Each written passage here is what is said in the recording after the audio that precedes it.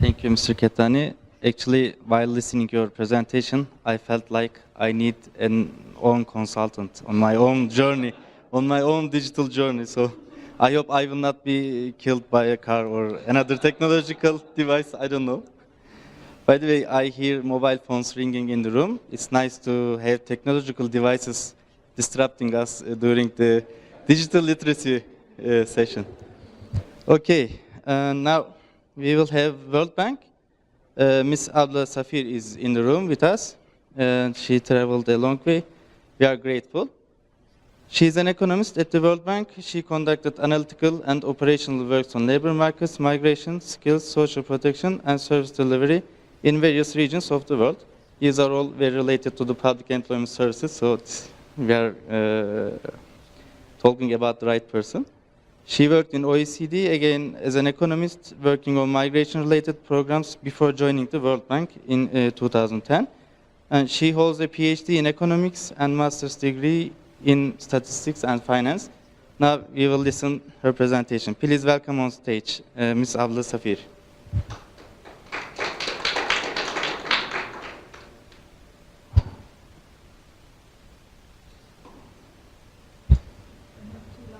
Yeah. This is technology. And I'm paperless. So. Yes. Do I have to remove this one as well? No paper. Maybe I can do this. Yes. Okay. So thank you very much for inviting me to present. Thank you very much to my colleagues from ISHKUR for organizing this great session, as we have seen so far with a variety of presenters.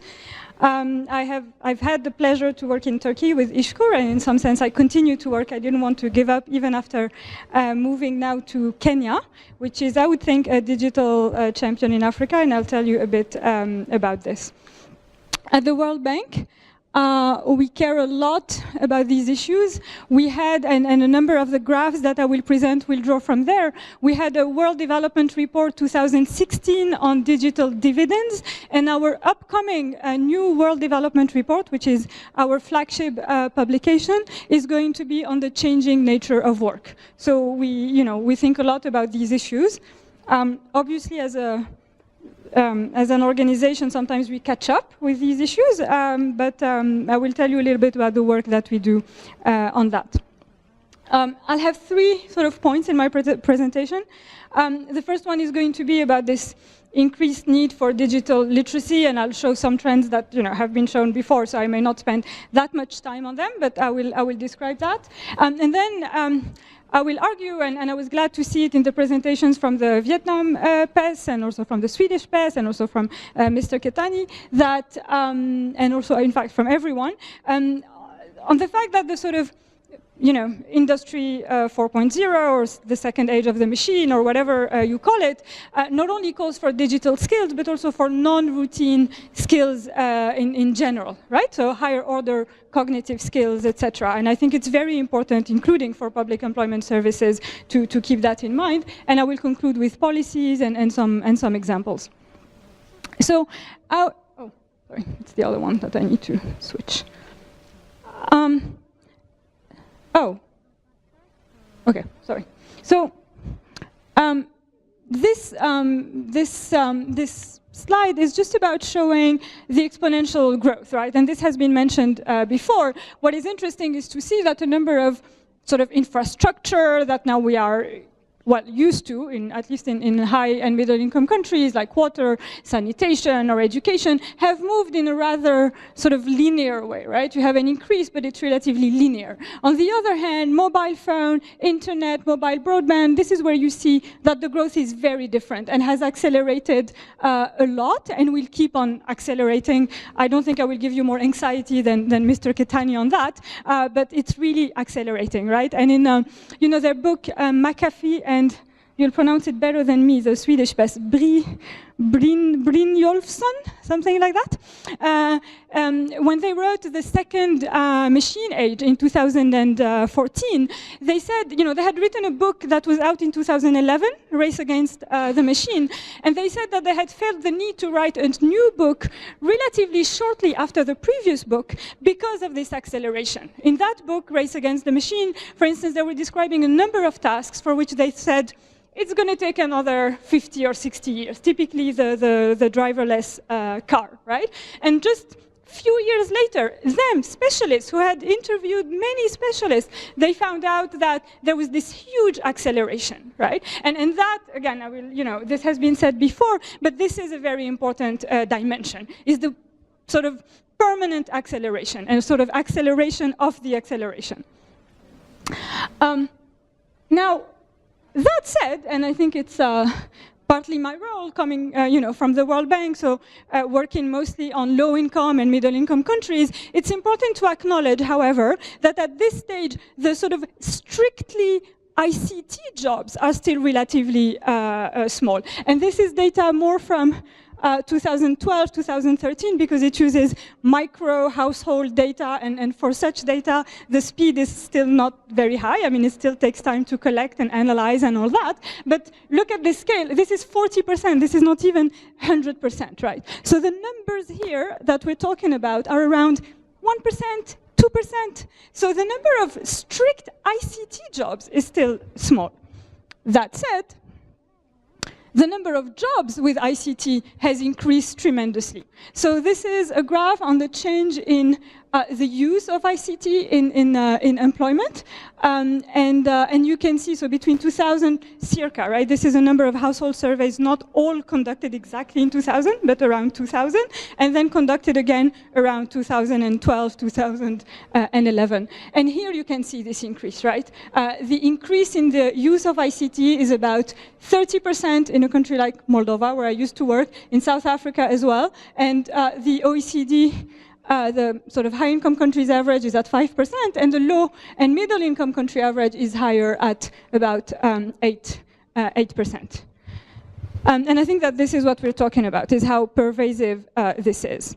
And for low and middle-income countries, again, which are my focus, this is likely to increase even more, right? So this is a cross-country graph that shows you, as you could expect, that countries with higher income have a higher use of ICT. So this is the pool that you see sort of around here, and low and middle income countries are more around here. So I think that this is a case in which it's reasonable to draw a sort of dynamic conclusion from a cross-country graph like this. What we expect is that a number of these countries are going to move more around here, around a higher use of ICT. So they will also need to tackle this challenge, I would say now as well. Maybe not April 2018, but May 2018.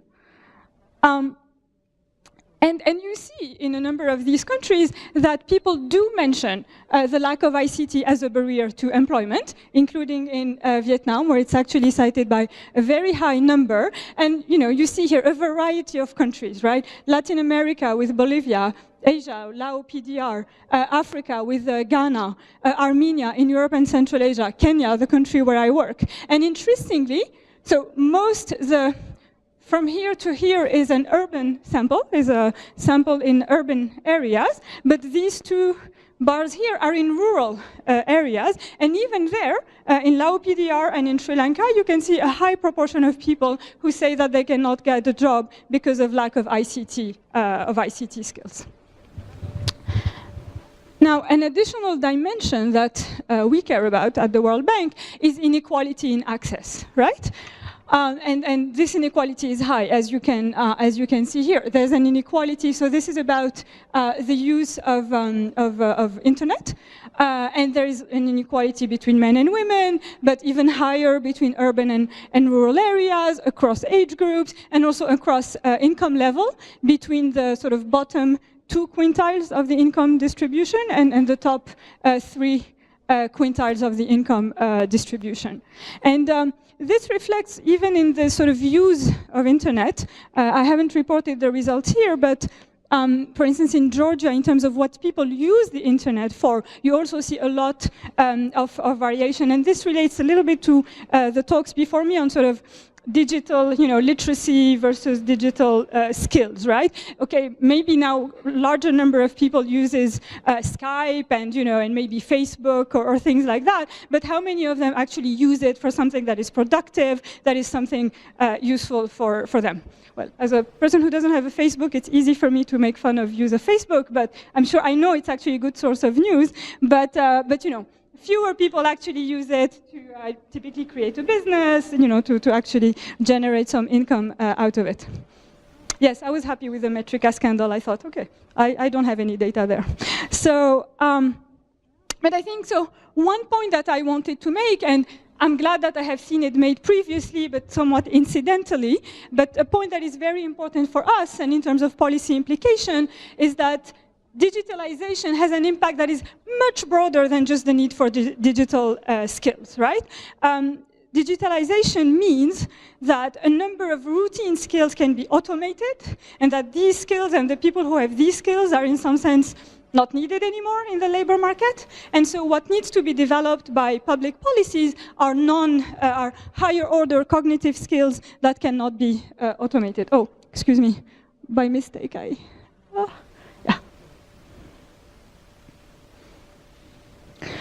So, and the sort of digital revolution is good, has been good in terms of income to workers with higher education levels, right? In their case, technology complements what they do, and it is in that sense that the technological change is skills biased, right?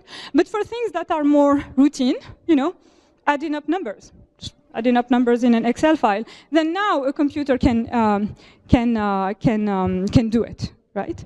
And what we see both in OECD and non-OECD countries is that so this starts in the year 2000. The non-routine cognitive or interpersonal skills have been increasing. So just to be clear, routine is what can be easily replicated, right? It's easy to describe a protocol and to say this task is A, B, C, D. As soon as you can say that, this is it, a computer can do it, right? I'm wondering if making a presentation is routine or non-routine. I think it's a mix, right? But if it's just okay, come and talk, and whether there are questions or it doesn't matter, then that's pretty much routine. So what you see is that routine skills, which are these blue tasks here, have been decreasing. Non-routine, I should say tasks, sorry. So have been decreasing. Right? And this is also true in developing countries. So there you go, the same. Non-routine has been increasing and routine has been decreasing. And that, this really is not the topic for today, but this is related to the debates on increasing inequality because of higher returns to non-routine skills. And that means that many jobs can be substituted by technologies, and this is an estimation, as you can see in Croatia, another country where I used to work, as many as 60% of the jobs could be substituted by a computer, essentially, or a robot. Now, if we move to what can be done, right? If I summarize partly what I have said so far, so technology changes the skills that are needed. So there is need for digital skills, but really not only that, right? Non-routine skills. It also accelerates the pace of change. Again, the need to change now. But it also allows new opportunities, right? And this has been described definitely by Google for e-learning. So there are many new opportunities that emerge, and hopefully maybe we can be maybe optimistic about this, as many concerns as there are. So in terms of investing in digital literacy, I wanted to tell you, of a mix of a few things that we have done at the World Bank and also others. So among workers, coding, coding bootcamps have been on the rise, and this is partly what you have, I think this sort of Microsoft initiative in Paris has something similar to that. So we have done an impact evaluation of a coding bootcamp in Colombia, a qualitative evaluation of a coding bootcamp in Kenya. I think so far there is lack of evidence, actually, on how well these bootcamps work. And I don't know if I can quote my colleagues, but the one in Colombia finds limited effects on employment. So I think there is still need for more work to better understand how to make these work, right? So these coding bootcamps, to tell you a bit more, they're based on the idea of sort of relatively quick learning, experiential learning, and that is driven by the demand of employers. So all very good principles for training in general, but their impact is still mixed. We have worked in Kosovo to promote online work, in particular for women, for whom the unemployment rates were extremely high, and with the idea that these women could take advantage of some, global opportunities, right? Like you said, everybody is looking for good coders, etc. And a place like Europe and Central Asia, with relatively high education levels to begin with, has a lot of promise. In Ukraine, for instance, there's also a lot of online work. And this program, which hasn't gone through a rigorous impact evaluation, but seems to show some promising results to promote employment. And similarly in Georgia, where there was a project in particular in rural areas to promote a better use of ICT. Among firms, we have initiatives to promote incubators and startups, typically bringing in expertise from abroad. And this is a way to increase incentives to invest in digital literacy. So as I was saying, I think Kenya is considered Nairobi is considered one of the digital hubs in Africa. But in fact, even there, you see that many firms lack a lot of experience, of knowledge, and so we are currently preparing a project to help bring better international expertise to advise these firms and help them grow. I will not, on this slide, so what I cover is these non-routine skills that need to be invested in, right? So it is important, aside from digital skills, to invest in skills that are complementary to technology. And these include socio-emotional skills. And these trainings of setting goals have been shown to have an impact. And we have a very nice project with Ishkur that is run by other colleagues to help workers better plan, set a realistic goal and better plan to achieve this goal. And this is something that I have heard in many other public employment services, to say, people have unrealistic expectations on their success in the labor market.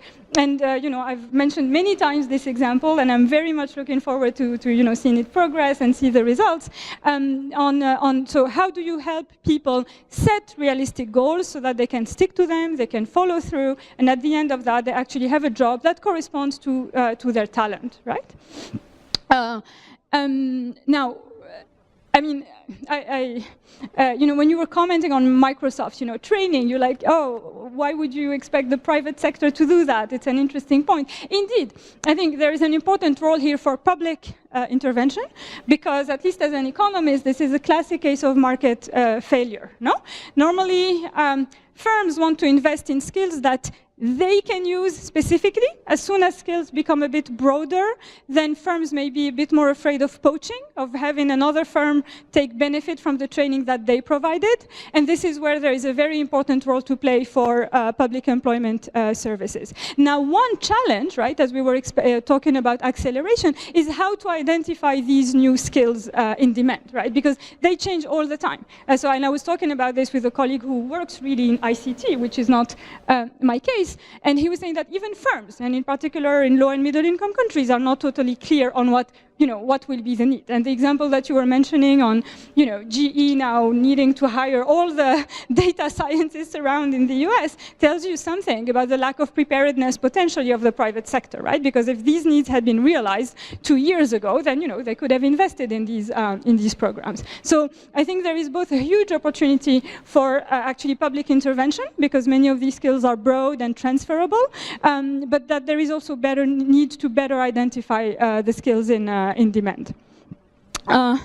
And one very important dimension is the need to train and retrain all the time. The last part of this slide is about sort of how to try to increase incentives. So training accounts for individuals, sector-wide training, and then subsidies to encourage firms to invest. I will finish on sort of how to use technology better. So there are many examples of a good use of technology. Information is obviously a public good, and technology allows to sort of share it in a cheaper way. And what is interesting is that this is beneficial even to workers with low skills, and including low literacy and digital literacy skills. So I like this example from India.